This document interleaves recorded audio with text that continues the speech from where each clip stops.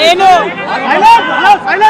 నా కొడుకు Aditya graduation ceremony పూర్తి చేసుకొని అమెరికా నుండి వచ్చే లోపల మరి ఏదో లేఖ లీక్ అయిందని చెప్పి గత 2-3 రోజులుగా చాలా హంగామా నడుస్తున్నట్టుగా తెలుస్తూ ఉన్నది.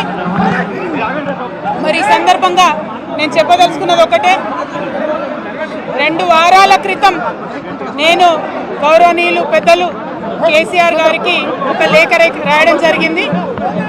నేను ఈ విధంగా కేసీఆర్ గారికి ఇదివరకు కూడా నా ఒపీనియన్స్ ఎప్పుడున్నా కూడా లేఖ ద్వారా చెప్పడం జరిగింది. అయితే ఈసారి నేను మొన్ననే చెప్పున్నాను, కుట్రలు కుతంత్రాలు జరుగుతూ ఉన్నాయని.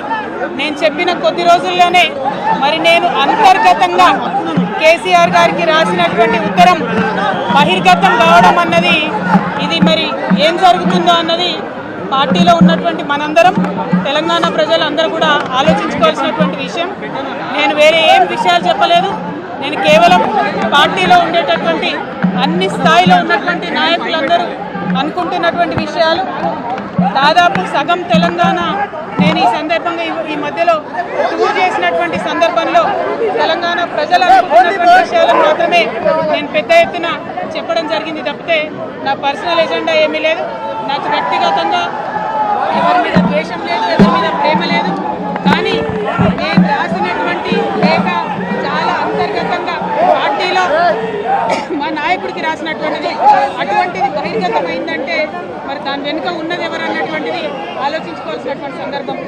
I have return to my father Sri KCR గారు feedback which I got from every stature of the leader from our party and from Telangana people broadly 2 weeks back. I have always written to my father at various stages. Whenever I needed to give him any feedback, I have always written to him. But this time it got out. I believe it is the handiwork of some of the cowards in the party, and the party should decide how to deal with them. I have not written anything negative against KCR garu or the party. To strengthen the party and to work for the people of Telangana. Feedback mechanism is necessary, and that is what I have done. Thank you. Jai Telangana.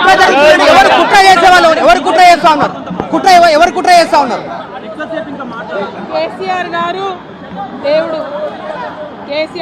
దేవుడు, కానీ కేసీఆర్ గారి చుట్టుకొని దయ్యాలు ఉన్నాయి. వాళ్ళ వల్ల చాలా నష్టం జరుగుతున్నది. పార్టీలో ఉండేటటువంటి నేను కేసీఆర్ గారి కూతుర్ని, అంతరంగికంగా నేను రాసినటువంటి లేఖనే బయటికి వచ్చిందంటే మరి ఇతర సామాన్యుల సంగతి, ఇతరుల పరిస్థితి ఏంటి పార్టీలో అనేది ఇవాళ చర్చ జరగాల్సినటువంటి అవసరం ఉన్నది. దానికోసమే ఇవాళ నేను మీతో మాట్లాడుతూ ఉన్నాను. రెగ్యులర్గా నేను ఇచ్చిన ఫీడ్బ్యాక్ అందులో స్పెషల్ ఏం లేదు. ఏ మీటింగ్ అయినా ఏదైనా కూడా నేను సార్కి ఇస్తానే ఉంటాను. కానీ ఈసారి ప్రత్యేకించి బయటికి రావడం అన్నది నేను బాధాకరంగానే ఉన్నది. అయితే ఈ లేఖ, ఈ విషయం అంతా చూసుకొని కాంగ్రెస్ బీజేపీ పార్టీలు బాగా సంబరపడుతున్నట్టున్నాయి. కోతి కొబ్బరికాయ దొరికినట్టుగా ఏదో బీఆర్ఎస్ పార్టీ ఆగమైంది, కేసీఆర్ గారికి ఏమో అంత సీన్ లేదు. మా నాయకుడు కేసీఆర్ గారి నాయకత్వంలోనే తెలంగాణ బాగుపడుతుంది, ముందుకు పోతుంది. మనకి ఎటువంటి అనుమానం లేదు. కేసీఆర్ గారి నాయకత్వంలోనే బీఆర్ఎస్ పార్టీ కూడా ముందుకెళ్తుందని చెప్పి నేను బలంగా పార్టీలో ఉన్నటువంటి చిన్న చిన్న లోపాలను డిస్కస్ చేసుకొని సవరించుకొని కోవట్లను పక్కకు జరుపుకుంటూ ముందుకు పోతే పార్టీ 10 కాలాల పాటు చల్లగుంటుంది అనేటువంటి నా భావన. బీజేపీ కానీ కాంగ్రెస్ కానీ తెలంగాణ ప్రజలకు నిలబెట్టింది ఏమీ లేదు. 2 పార్టీలు కూడా తెలంగాణను ఫెయిల్ చేసినాయి. ఆ 2 పార్టీలకు కూడా ఆల్టర్నేటివ్ కేసీఆర్ గారి నాయకత్వమే. ఆ కేసీఆర్ గారి నాయకత్వంలోనే తెలంగాణ ముందుకు పోతుందని చెప్పి నేను బలంగా నమ్ముతా ఉన్నాను. Thank you.